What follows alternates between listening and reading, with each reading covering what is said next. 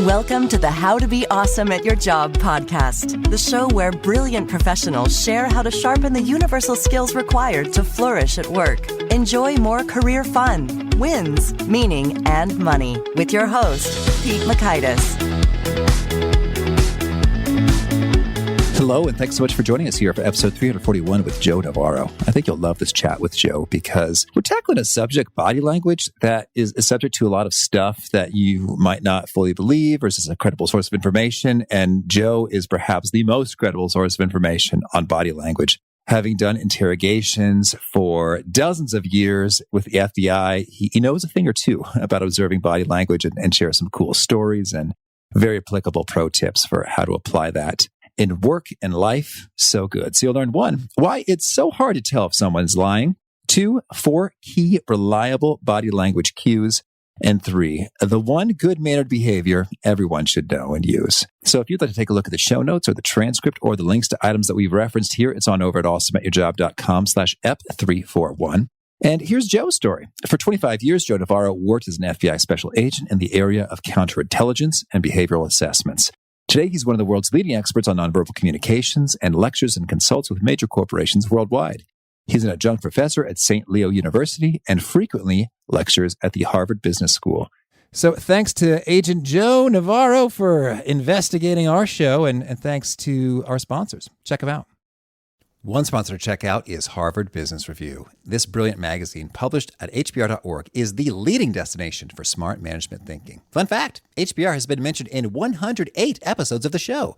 That's because HBR has great stuff that comes up often. They've got explainer videos, podcasts, real-world case studies, and much more. I think of HBR each night that I put on my special orange glasses. Their article, Will Blue Light Glasses Improve Your Sleep?, revealed that those who wore them reported better sleep and a 7% improvement in work performance as compared to those who wore the sham glasses. So I cite HBR anytime anyone tells me that I look silly wearing them. Now, much of HBR's content is available for free when you sign up at their site. Subscriptions that get you unlimited content cost $10 a month. If you visit hbr.org/subscriptions and enter the promo code AWESOME, you can save 10% off of that subscription. Again, to save 10% off of your HBR subscription, go to www.hbr.org/subscriptions and enter the promo code AWESOME. And big thanks to our sponsor, Acorns. Acorns makes it easy to start automatically saving and investing for your future. You don't need a lot of money or expertise to invest with Acorns. In fact, you can get started with just your spare change. Acorns recommends an expert-built portfolio that fits you and your money goals, then automatically invests your money for you. NerdWallet.com, whom I love on these sorts of matters, gives Acorns a whopping 4.7 stars and says, quote, if you want to make the most of your spare change, there's no better place to do that than Acorns. Head to acorns.com/awesome or download the Acorns app to start saving and investing for your future today. And we got a legal disclaimer here. It may not be representative of all clients. Tier 1 compensation provided. Compensation provides an incentive to positively promote Acorns. View important disclosures at acorns.com/awesome. Investing involves risk, including the loss of principal. Please consider your objectives, risk tolerance, and Acorns' fees before investing. Acorns Advisors LLC, Acorns, is an SEC-registered investment advisor. Brokerage services are provided to clients of Acorns by Acorns Securities LLC, member at FINRA/SIPC. For more information, visit acorns.com. Here is Joe. Joe, thanks so much for joining us here on the How to Be Awesome at Your Job podcast. Yeah, it's great to be here, Pete. It's a long time coming. Oh, yeah. Well, I'm super excited that I've been a fan of your work from afar for a good long time. And so now here we are. But first, I want to hear about how you got a pilot's license when you were 17. Is that even legal or what's the backstory here? I don't know how you dug that up, but not many people know that. That's true. You know, it was a funny thing. A lot of people make fun of our school systems, public schools in particular, but I was fortunate to go to a public school where the science class that was offered was aeronautics. No kidding. No, it was great. It was in Miami, Florida, and you could study ground school, basic ground school, and I took that when I was 16, and then once I turned 17, then I could begin to take flight lessons, and I did. Which you say, well, what do you do with that? Well, interestingly enough, when the FBI came looking for me, that was one of the things that set me apart. Interesting. So during your time in the FBI, did you do some piloting? Yeah, in the bureau, you wear a lot of hats, and the first 4 or 5 years, it was pretty much about learning the business of being an FBI agent, working counterintelligence. But along about the 5th or 6th year, there was a real shortage of pilots, and we used aircraft for surveillance, and they knew I had a license, and so I did. I got somewhere around 2,000 hours. Oh, cool. Yeah. So it was pretty nice. Oh, that is cool. I have very little piloting experience, but I had a buddy who had a little 4-seater Cessna in San Francisco. And so I've only piloted for like 5 minutes, but part of it was over the Golden Gate Bridge. And it seems like that'd be hard to top. It was just breathtaking. Oh, it's just a lot of fun. Once you get up to altitude and you can relax, you're not worried about other aircraft. I mean, it really does give you a different perspective on the world. And I used to take the airplane over to Miami Beach and fly along the coastline. And it was, you're 17 years old and you say, this is pretty good. This is bad. Yeah, it was fun. Yeah. Oh, that's awesome. Well, so you've written 13 books now, and we're a special agent with the FBI, and are quite an authority on body language. So I wanted to get into some particulars of body language signals and how to read it, what to do with it. But first, I'd love it if you could set the scene for us with some drama. We had Chris Voss on the show, and I'm just going to go out on a limb and say FBI agents are a great make great podcast guests. We're 2 for 2 so far. So yeah, I asked him if he could give us a dramatic tale to kick us off. So I'll put you on the same spot. Can you think of a time where, a body language signal or insight, just sort of changed the whole story for an interrogation or an investigation or something you were working with? Yeah, one of the books that I wrote was 3 Minutes to Doomsday, and in that book, I talk about this individual who was willing to cooperate or seemed to want to cooperate with the FBI, but he was hiding a lot of information. And so when we asked him to come forward and tell us the truth, because he didn't really have all the access to classified material that we knew had been stolen, he said he wasn't going to reveal their names.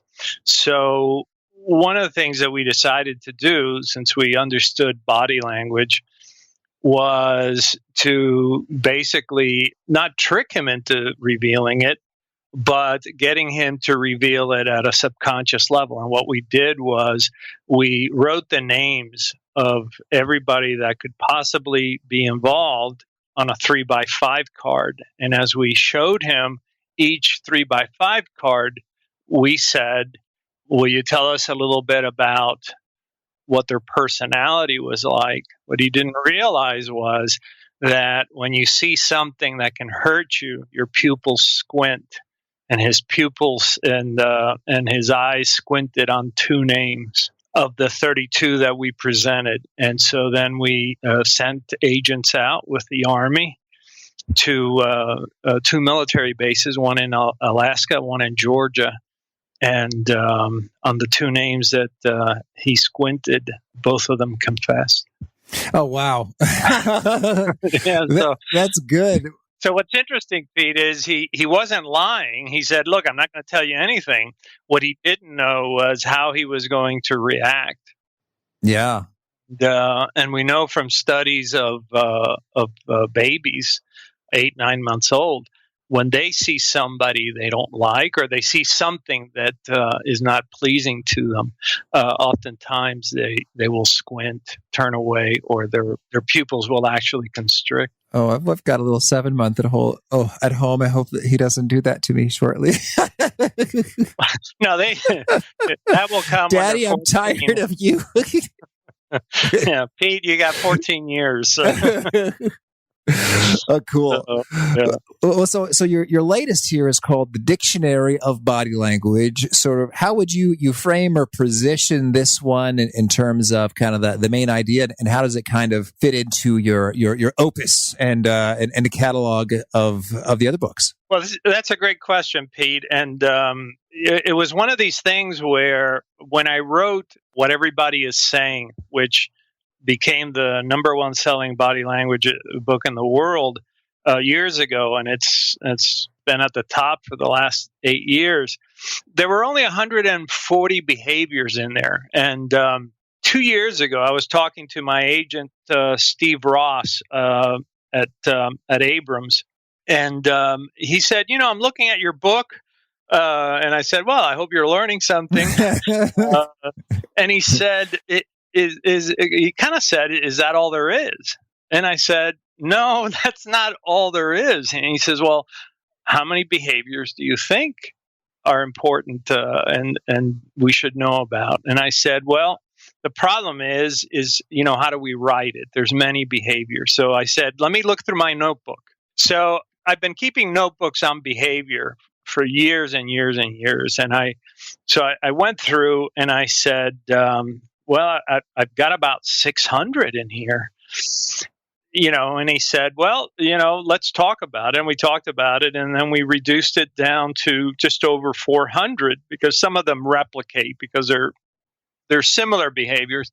And he said, have you ever thought about writing a book, but making it like a field guide where you can quickly look something up and there's a paragraph and it says, if you see this, then you can interpret it this way. And so he liked the idea. He took it to HarperCollins, and HarperCollins said, this would be a great follow-on to go from 140 behaviors to over 400. And so that was, there is your opus, Pete. Yeah. Well, that's cool. That's cool. Well, so good. Well, I loved what everybody is saying. And I am looking forward to getting into all the more depths of the Dictionary of Body Language. So, well, thank you for writing it. It's just fun. Well, so I've got a ton of things I'd love to dig into, and so maybe I'd like to hear your take on. So when it comes to sort of gauging people's true intentions, and I know that's one of like the juiciest areas of the body language stuff. It's like, how do I know when someone's lying? That seems to be popular for your poker books, as well as I don't know, maybe sort of untrusting partners or any number of contexts. So why don't we go with that first? How do you get to the bottom of people's true intentions and whether they're being honest with you? Well, I knew you were going to hit me with this because you always ask profound questions. Oh, shucks. Let's divide it up, because when we're talking about intentions, for instance, you're talking to somebody and their right foot begins to orient towards an exit. Mm-hmm. Usually we begin to communicate, I have to leave, with our feet. Before they even look at their watch, before they say anything, we show intentions by foot orientation. We show intentions such as, I really like that cake, by literally leaning towards it. And you see that in courtship behaviors. I've certainly sat at enough cafes and bars studying individuals, and you can tell that when they're interested in each other. But the more profound question is, well, what about detecting deception? And I have to say, both as someone who has been intimately involved in in all aspects of forensic interviewing, and in doing research for the books and for teaching, that, as Dr. Mark Frank at University of Chicago says, there is no Pinocchio effect. There is really no single behavior indicative of deception. And we need to get away from that because we do a disservice to ourselves and to others. I think it's been too easy to say, well, I think you're lying. Well, why do you think that? Oh, because I asked you a question and you were touching your mouth. Well, the fact of the matter is both the honest and the dishonest do it. And we do it because maybe we don't like the question. We think the question is too intrusive. Maybe we think that you are not entitled to ask that question because of social status or whatever. There's what I found interesting in doing an article for Psychology Today is I looked at the 261 DNA exonerations. And as I delved deep and I contacted the people that had done the research, looked at the casework of the police officers, every one of them thought that the suspects were guilty and lying when they said they didn't do it. What's interesting is not one police officer could identify who was telling the truth, but they all thought they could identify somebody that was lying. And what does that tell us? What it tells us is that, as Paul Ekman found in 1986, humans are terrible at detecting deception. We really shouldn't be in the business of detecting deception. Now, so what is it that we're looking for? Well, what's interesting is that humans are actually very good at detecting when something is wrong, when there's an issue. The question is, we don't know why. Babies are born communicating comfort and discomfort. We humans immediately reveal discomfort through our bodies, whether it's a heightened a heart rate, a pulsing vein, pacifying behaviors. But what we don't know is the why. And if I can tell you an FBI story, I worked mostly counterintelligence, and we were short of personnel one time, and I was asked to do an interview of a white-collar criminal. This woman is called in, and usually we spend the first 20, 30 minutes getting people to calm down because obviously when you get called in by the FBI, it's pretty nerve-wracking. But as I'm talking to this lady, she seems to be demonstrating more and more behaviors of nervousness and tension. She's biting her lip, she's grabbing her collar, she's squeezing her hands together. And finally, I said, "Ma'am, I'm thinking to myself, Joe, you're the Bureau's expert on body language. Surely you know what's going on here." So I thought I'd cut to the chase, and this is a lesson in humility. And I said, "Ma'am, you look like you need to get something off your chest." And she says, "Oh, thank God, Mr. Navarro, because when I parked downstairs, I only had a quarter in the meter." And so here were all the behaviors of nervousness and tension and anxiety. But what was the cause? The cause was she didn't want to get a ticket, didn't want to have to pay a fine. And as it turns out, somebody had stolen her identity and filed some bogus claims, insurance claims, and that's why she was being called in.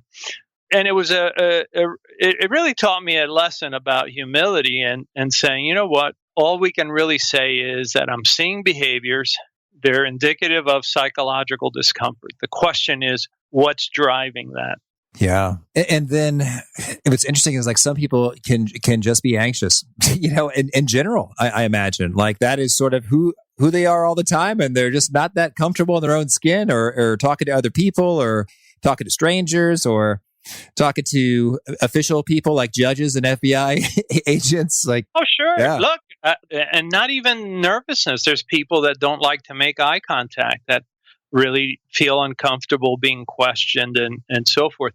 And so the investigator has to look at that and say, all right, who am I dealing with? What are the baseline behaviors? And then if they do notice behaviors, I mean, if you ask somebody, where were you last night? And if a question like that causes them to look like they're doing trigonometry, the question then becomes, why does a simple question cause so much mental turpitude? Why is there so much cognitive loading going on? But then that's for the investigator to figure it out. As an agent, I can tell you that no matter what people said, we always had to prove what they said. And so it was a matter of, if I asked a question, how did they react to that question? And no matter what their reaction was, I needed to pursue it anyway. So right. Although what's cool though is with those 32 names, because you got an indicator, you were able to really accelerate that hypothesis. Like, we have a good reason to suspect these are the two to go after, rather than going through all 32.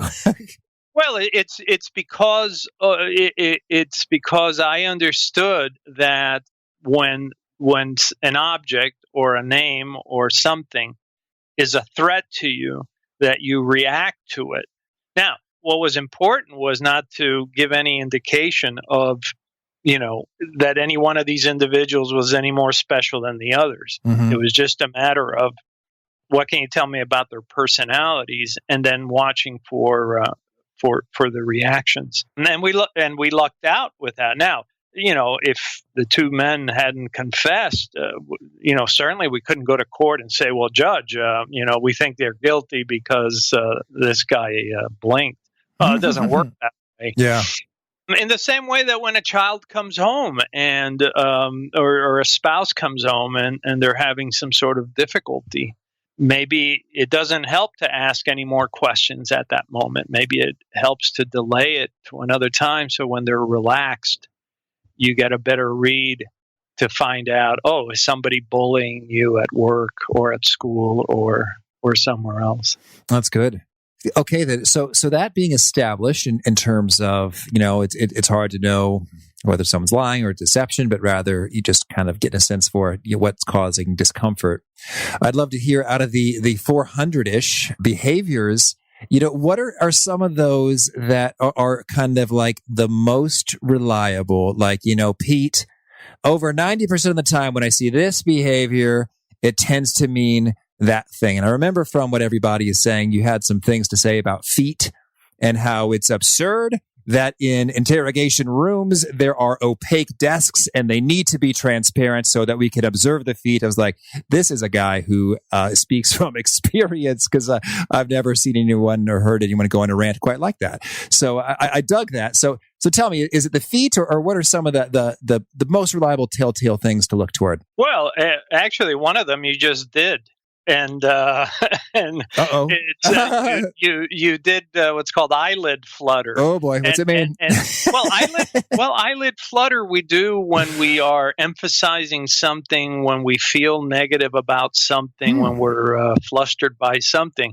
And you were channeling me there quite accurately. Oh, thank you. When I wrote about interviewing and how you're a paid observer, and here you're sitting in for an interview, and the person's hiding behind a desk, and you cannot even see their feet or their hands or their torso. And it's like, I cannot believe that you as a professional not see the object of the interview, and they're hiding behaviors that are critical. Well, as you were channeling that, you did the eyelid flutter. Eyelid flutter is very accurate when we're struggling with something. But you mentioned the feet, and I think this was one of the things that was astonishing, and there's a really good section in the new book, the Dictionary of Body Language, dealing with the feet, because I got so many questions over the years after I wrote that of people saying, "Well, is there anything more about the feet?" And I said the feet are very accurate because they reveal our emotions, and we tend not to hide them in the same way that we might do a social smile. Mm-hmm. The feet, if they don't like you, if you don't like someone, your feet will move you away from that person. You will immediately rotate away.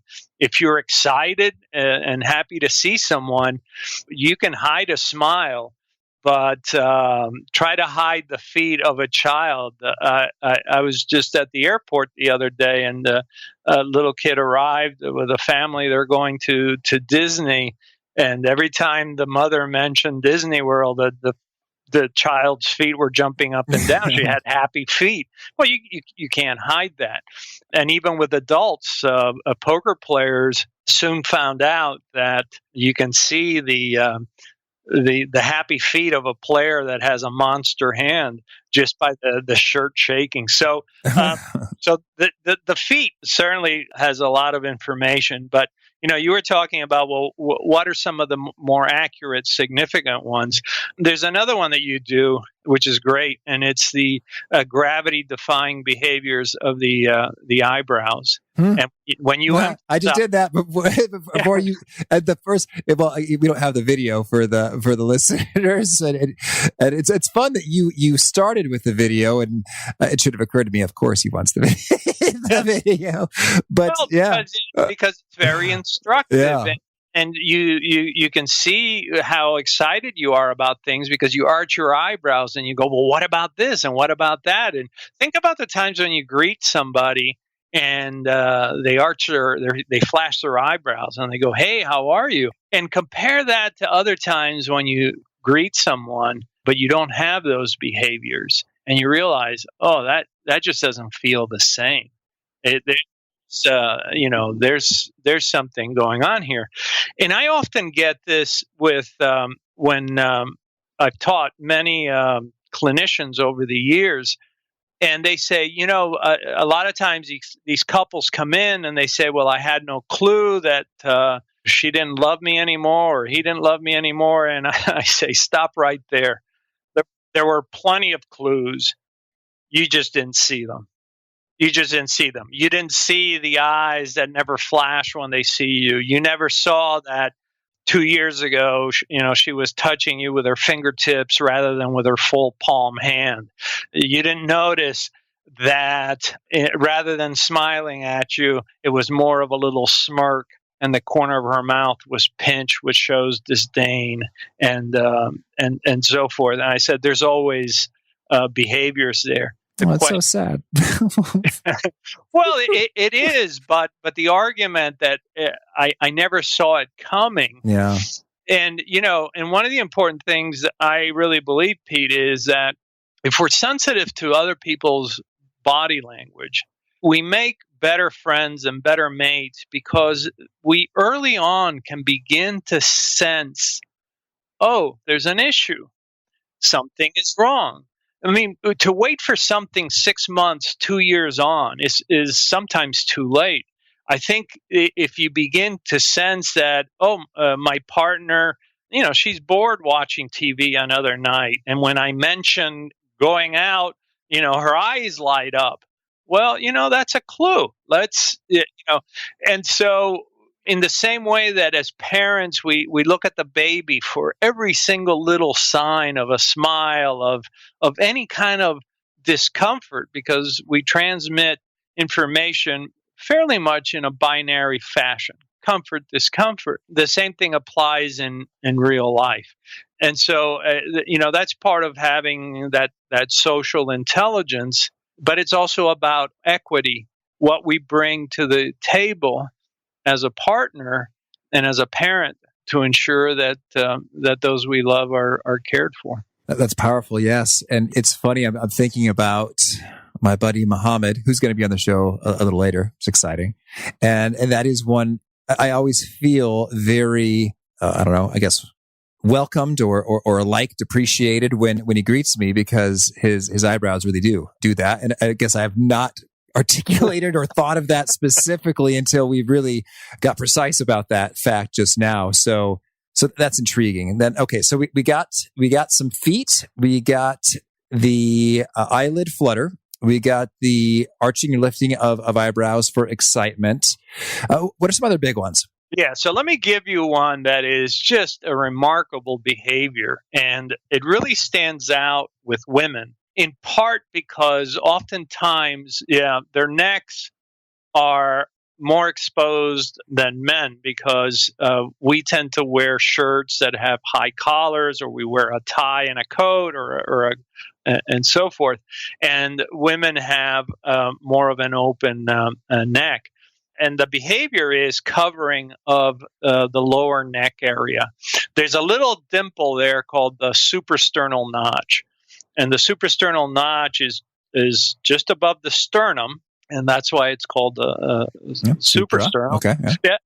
And invariably, when someone is struggling with something, having difficulties, is insecure, there's a little bit of fear, they will immediately bring their hand up and cover this very sensitive area of the neck. Now, men, we tend to mask it by grabbing our necks more robustly and grabbing our shirts. Women tend to just put their finger on it. And in fact, just the other day, I think the day we talked, or we emailed each other, there was an attack on a speech that was being given in Venezuela, on the president of Venezuela, and it was a drone attack of some sort. And while all the soldiers stood there at attention, being mindful of their duty, the first lady, as soon as she sensed that something was wrong, her hand immediately went to the suprasternal notch to cover it. This is a very ancient behavior. This has to have been with us for tens and tens of thousands of years, maybe even longer, because it's seen in every society. It's been seen in every culture. And interestingly enough, it's been seen even with children who are born blind, who have never seen the behavior, and yet they perform this behavior when they feel threatened or scared.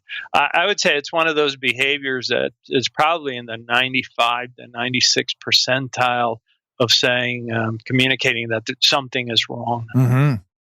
Well, that's a good one. Well, any other sort of top probability items come to mind?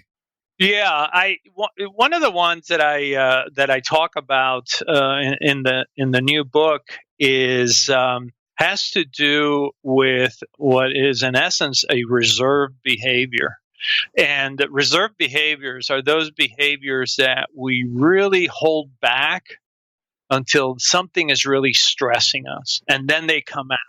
So we don't tend to do them every day, but every once in a while when something is really bad. And one of those reserved behaviors is with the fingers. Now, in the previous book, I talked about steepling, and that's where you put your fingertips together and you straighten them up, and it looks like a church steeple. It makes me think of an evil genius, right? Mr. Burns. Excellent, Joe. But this behavior is very similar, except that the fingers are rigid, straight, and they interlace. And the person sort of rubs them back and forth with very straight fingers. And I started to see this behavior probably in the 80s with people who were going to be interviewed, people who were in trouble.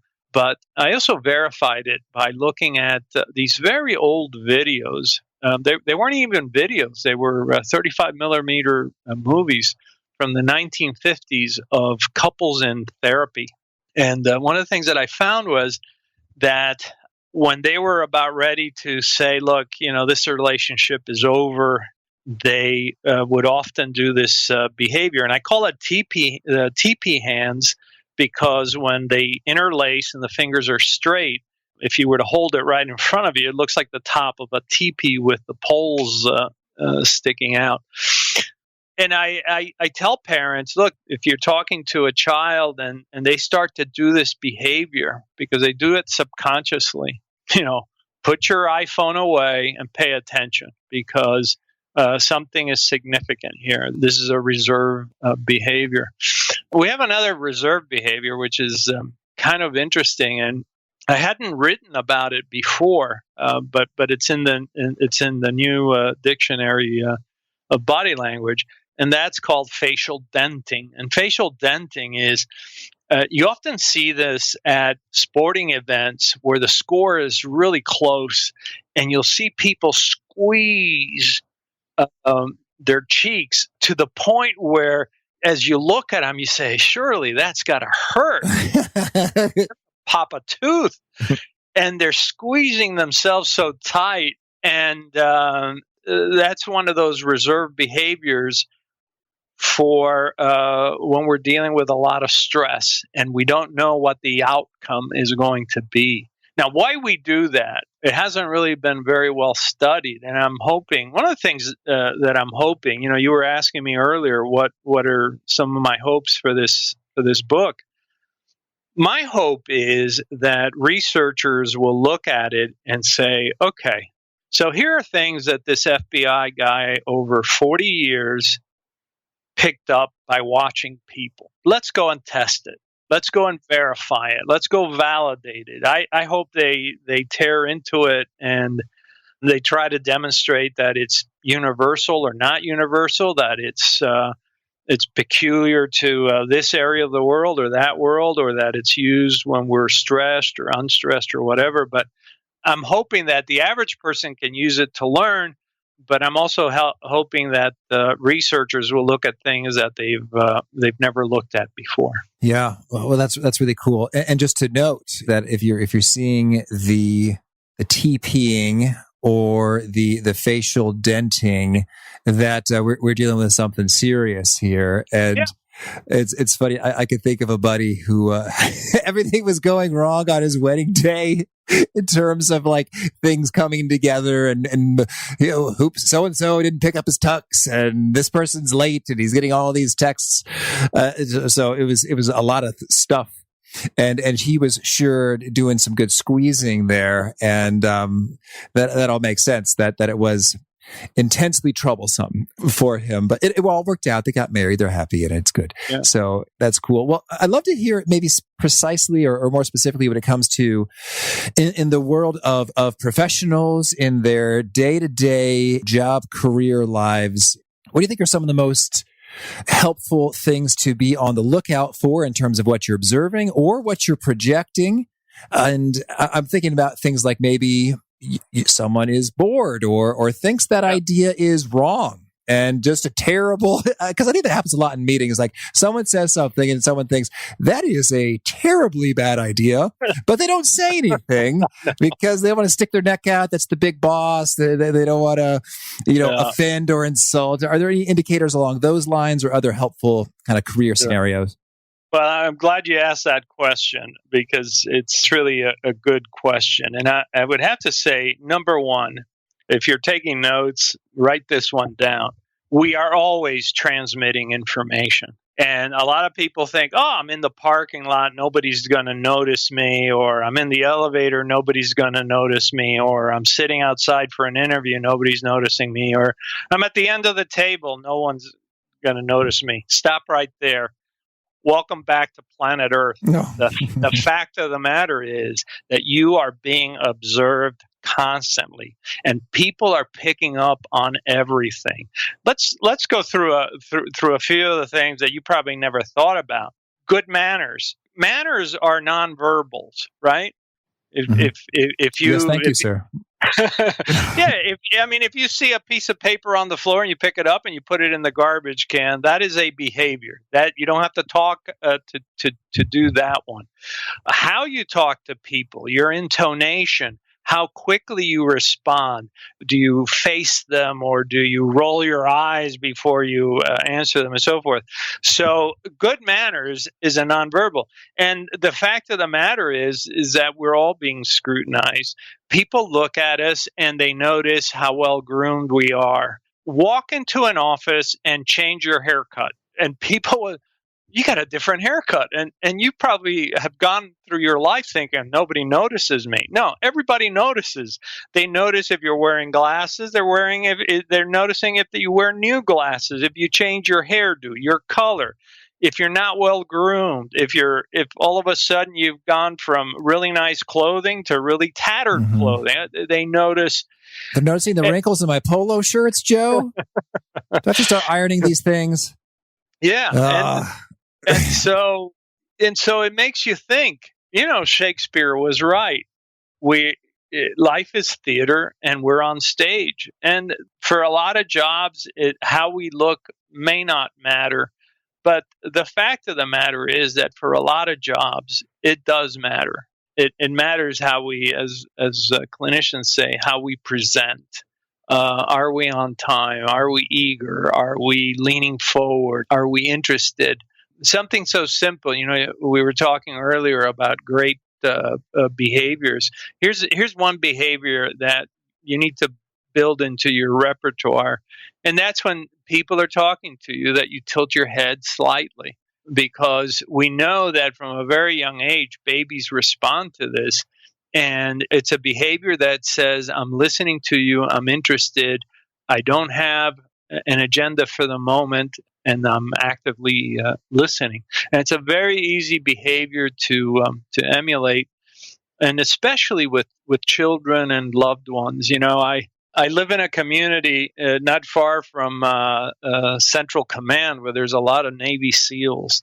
And, these guys have great bodies. I mean, they're like world-class athletes, but I notice how they talk even to their spouses, and they look like drill sergeants. And it's like they can't stand down.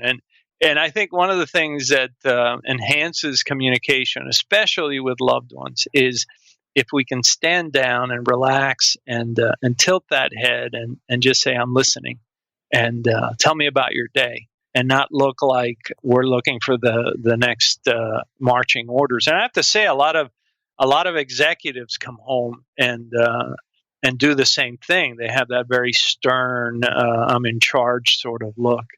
And we know that humans respond to that look of interest and kindness. Yeah, so interest, kindness, kind of letting go and not being in charge, tilting the head. Any other kind of indicators of I'm listening, I'm interested, I'm not bored, I'm not formulating a response, I'm not getting my argument ready? Yeah, I'm on the road all the time, and I'm giving presentations all over the world. And so you're running, one day you're in Germany, the next day you're in Romania, and then you're back in Chicago, and then you're on the West Coast, and you're talking to people in Beijing, and you're talking to people from all over the world. And what's interesting is what seafarers found 400, 500 years ago, that affability, having a smile. One of the things that works really well, and I encourage young business people to do this, is don't feel like you have to stand directly in front of another person. That in fact, we tend to increase the amount of time we are with others if we will just slightly angle to them, so that we're not directly in front of them. We're just at a slight angle to them. And by angling, we increase what's called face time. And obviously for business, this is really critical, is increasing face time. And so I have found this works in every culture, wherever I've been. Instead of just standing right in front of them, you greet them, you angle to the side, and there's a sense of harmony. And we have to remember that when the conquistadores arrived in the New World, they saw the same behaviors here that they had seen in Queen Isabella's court. Mm-hmm. The king had better clothing, he sat higher, he had an entourage, he couldn't be touched, blah, blah, blah. Everything that in Queen Isabella's court. So these are universal things that are endearing, such as giving people the requisite amount of space. In fact, I just wrote an article about that for Psychology Today, because I go around asking folks, how far away do you like people to stand near you? And it's kind of shocking to listen to what they say, and it's always greater than where people are standing next to them. They say 3 to 4 feet, and some people want even more. So be sensitive to the spatial needs of other people. That some people just don't like others to be too close. And be yourself. Be natural. Not everybody's going to be an alpha. There will always be omegas. There's a place for everybody, but also, be mindful that if you have something important, that you should be heard. And one of the things I notice a lot with, especially with young women coming into business, is that often they sit rather demure at their seat. and then almost the meeting is over, and they don't have an opportunity to talk, and oftentimes they're not giving away the cues that say, I have something important to say. And those things are, instead of leaning back, leaning forward and in, when you have something ready to say, making direct eye contact with the person that is either presently speaking or is the moderator, to let them know, hey, I have something to say. And the other one is not steepling. Steepling, and that's where the fingertips are together, is really the only universal sign that we have of confidence, that we're confident about what we're thinking or about to say. And I think we should not steeple. No, we should when we have something important to say. You don't want to do it all the time. And what I found in my studies was that oftentimes women will do it low on their lap or at, not very high, when in fact they should do it so it's visible, so that it communicates to everybody, this is important, and I'm very confident that at this moment. Look at Angela Merkel, over in the UK or in Germany, sorry, and she steeples all the time. But she has a doctorate in engineering, and she is very confident, and so you see those behaviors. And I used to see them also with Margaret Thatcher and others. So it's a behavior you want to emulate. You want to use it at the right time in the right place, but you also need to communicate, I want to be heard. And so those are some, I think, good indicators there. Oh, beautiful. Thank you. Well, now tell me, Joe, anything else you really want to make sure to mention before we shift gears and hear about some of your favorite things? Yeah, I think one of the important things about body language is that I continue to be a student of it. I'd like to one day be able to say, yeah, I have the definitive expertise, and I'm reluctant to do that because I'm learning things all the time. I'm observing things all the time. I think it behooves us to learn this language that is so part of us as humans. And it's the primary way that we demonstrate love and empathy, and that's pretty important. It's also the way that we sense and detect danger, right? We're at an ATM machine. We're looking over our shoulder. It's late at night. We're looking for somebody sneaking up on us. And it's the number one way that we choose our mates. We don't ask for a resume. We look at them, we smell them, we touch them, we watch them, and we make decisions based on nonverbal. So a lot of people think, well, is it really that important? Well, I can't think of anything more important than safety, child rearing, and mate selection. That pretty much hits it out of the park. Oh, well said. Thank you. Well, now could you share with us a favorite quote, something that you find inspiring? Yeah, I think one of my favorite quotes, and I know a lot of people will hear this who have been to my seminars, and it's and I'm going to paraphrase, but it comes to us from Carl Sagan. And Carl Sagan, the cosmologist, absolutely brilliant, taken from us at too early of an age. But he said, we're really not who we think we are. But if you were to ask, what are we? We're the sum total of our influence on others. And I think it's very true. You yourself, with your podcast, sharing knowledge, sharing ideas, that's influential.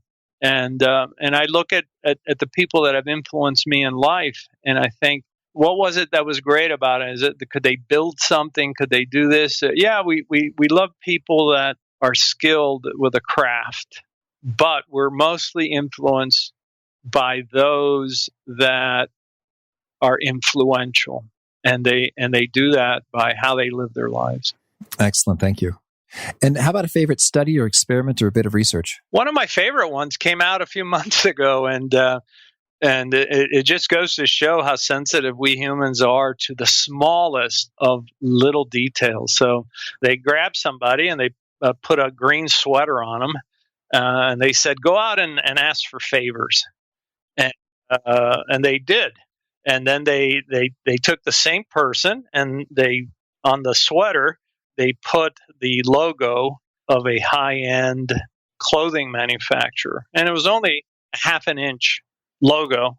And they sent him out to go and ask people for favors, like, can I use your phone? Can I park here? Can I come inside? And all this stuff. So the times when he wore the logo, 53% of the people agreed to help out. When he didn't wear the logo, only 13%. Oh my gosh! Wow. So what does that tell us? That tells social scientists.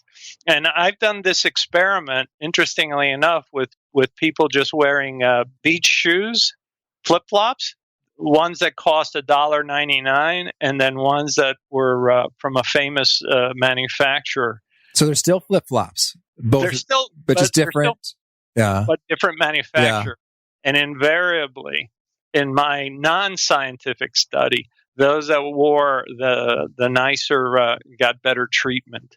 What does that tell us? That anthropologists and biologists would say, look, we're primates, and we're very sensitive to hierarchy, and we will always be sensitive to hierarchy and the markers of, well, who is the alpha, who's the silverback, and who is everybody else.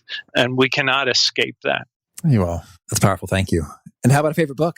My favorite writer is Steinbeck, so Grapes of Wrath. But the one book that I return to over and over and over again is The Histories by Herodotus. It's the only book that I've actually read 6 times. Here's the father of history writing 2,500 years ago, and he's telling us about the world as it existed then. And it's just exquisite in its breadth. Mm-hmm. And how about a favorite habit? Favorite habit, it has to be going out for a walk with my family at night. Yeah, I love them dearly. My wife, my dog, and I enjoy their company. And is there a particular nugget you share that really seems to connect and resonate? That folks, retweet it, they quote it back to you often? There's one in particular. I'm glad you asked that, and I put it out there many, many years ago when I first started on Twitter, and I didn't know it would become that significant. And it's someone told me that it may have been not necessarily borrowed, but it's a variant of what somebody else had said, and it probably is, since there's nothing new under the sun. But basically, what it says is that what we do in private, when nobody is watching us, is important, more important than we're in public, and that when we help those who can do nothing for us, that is the true measure of our humanity, because there is no expectation of any kind of reward, and for some reason that seemed to resonate with a lot of people. And Joe, if folks want to learn more or get in touch, where would you point them? Very easily, my website, jnforensics.com. My books are all the major retailers. Certainly, they're available on Amazon, or they can come to your website. Mm-hmm. Sure thing. Look there. And do you have a final challenge or call to action that you issue to folks who are seeking to be awesome at their jobs?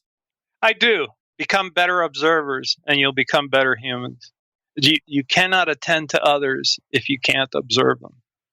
And I think most of us know how to look, but very few of us know how to observe. Awesome. Well, Joe, this has been such a treat. Thank you for taking this time, and good luck with the Dictionary of Body Language and all that you're up to here. Well, thank you, Pete. It's a pleasure and an honor to be on your show. I really love what Joe had to say about your body language conveying manners, and how if you tilt the head and if you let your eyebrows lift, it shows your interest. And it was cool that he called out that I am showing great interest in what he had to say. And it's true, I was. It's proof. The FBI interrogator said that he saw interest on my face when I was interviewing him. So I'm glad that comes through, from the body language that you don't normally get to see. And hopefully also with the voice that I'm digging this stuff, and I hope you're digging it too and finding it enriching. And so with that manners perspective, how you can become all the more likable and polite and kind and generous just by making an effort to do those little things of the leaning and the eyebrow lifting. And what struck me is I realize often I don't do that, especially like in a meeting environment. If it's one-on-one, usually I do. But if it's sort of like a broad meeting, a speaker is sharing their perspective, their take, their presentation. And I'm just thinking really hard about all of the implications and possibilities and potential optimal solutions and hacks and quick tricks and tactics that might make whatever we're working on go better to just get it all optimized. And so that's sort of where my brain is going. And in the process of thinking really hard, my face really isn't kind and friendly and supportive in those sort of polite ways that Joe mentioned. So that was helpful for me, especially if a speaker is nervous or have not yet built a good, strong relationship and rapport. I'd probably really appreciate it to convey that with my face to the person speaking in a meeting and maybe do my intense scheming thoughts a little bit later. So once more, if you want to check out the show notes or the transcript or the links to items we've referenced, it's over at awesomeatyourjob.com/F341. And if you haven't already, I hope you'll push the subscribe button. You'll hear from our next guest. It's Tom Hefner. Tom has a genius job working for a government applied physics laboratory, and he's applying design thinking and doing some real cool creative innovation stuff in real life. Peace. Thanks for joining us for today's episode. To get the most out of this conversation, visit awesomeatyourjob.com to find today's show notes, transcript, and infographic summary cheat sheet. For more entertaining professional skill sharpening, be sure to subscribe to catch the next episode of How to Be Awesome at Your Job.